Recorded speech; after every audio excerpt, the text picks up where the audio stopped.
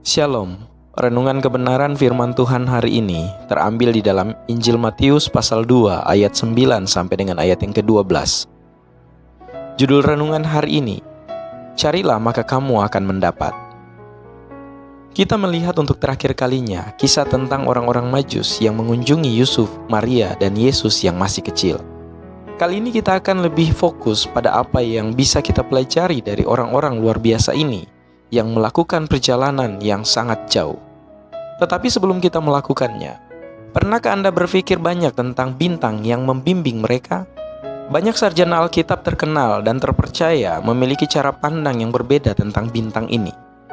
Charles Spurgeon adalah salah satu pengkhotbah paling terkenal dalam sejarah gereja. Dia menulis, "Kami percaya itu adalah penampakan bercahaya di udara. Mungkin mirip dengan apa yang memimpin orang-orang Israel melalui padang gurun, yang merupakan awan pada siang hari dan tiang api pada malam hari." Adam Clarke, seorang penafsir Alkitab yang sama-sama dapat dipercaya, percaya bahwa bintang itu adalah meteor yang memandu orang Majus langsung ke rumah tempat mereka tinggal. Dia bahkan menghubungkan pancaran cahaya meteor dengan apa yang digambarkan oleh seniman abad pertengahan sebagai lingkaran cahaya. Entah itu muncul bintang baru atau meteor, orang Majus mengikutinya dan itu membawa mereka kepada juru selamat mereka.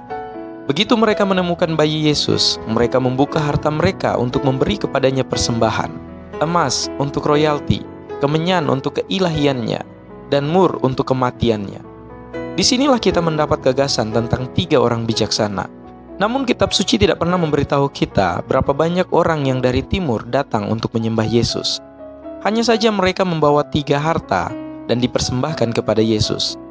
Bagian lain dari pemberian persembahan mewah ini adalah kasih yang ditunjukkan kepada keluarga Yesus. Yusuf dan Maria adalah orang biasa. Mereka tidak hidup dalam kemewahan. Mereka sederhana. Di dunia yang sempurna, jika segala sesuatu berjalan seperti yang mereka harapkan, mereka tidak akan membutuhkan hadiah mewah seperti itu. Namun, Tuhan tahu bahwa mereka akan melakukan perjalanan yang luar biasa untuk menyembunyikan bayi Yesus dari Herodes. Lihatlah bagaimana Tuhan menyediakan bagi kita, bahkan sebelum kita tahu bahwa kita membutuhkan bantuannya. Orang Majus yang mengunjungi Yesus memainkan peran yang sangat penting dalam kisah kedatangan Mesias. Ketika kita menambahkan kisah Mesias yang menampakkan diri kepada para gembala, yang terjadi sebelum orang Majus tiba di tempat kejadian, kita melihat contoh lain dari rencana Allah untuk membawa Injil ke dalam dunia. Pertama, dia menampakkan diri kepada orang Yahudi, yaitu para gembala, lalu kepada orang non-Yahudi, yaitu para Majus. Pertama, dia menampakkan diri kepada orang biasa, rendah hati dan sederhana. Kemudian dia menampakkan diri kepada orang yang terpelajar dan bijaksana. Lalu, dia memanggil orang miskin dan kemudian orang kaya.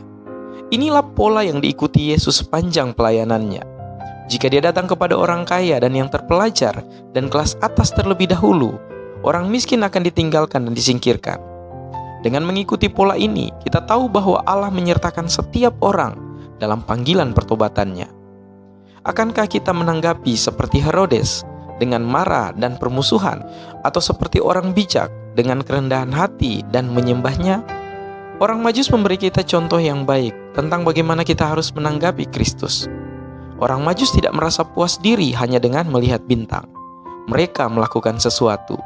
Mereka mengubah seluruh hidup mereka untuk mengikutinya.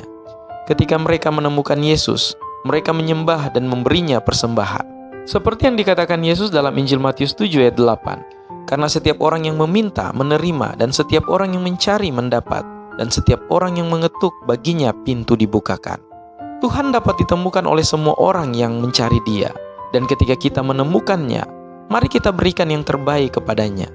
Marilah kita mengejar Yesus dengan tekun, tanpa terpengaruh oleh godaan dunia. Kiranya Tuhan Yesus memberkati kita semua.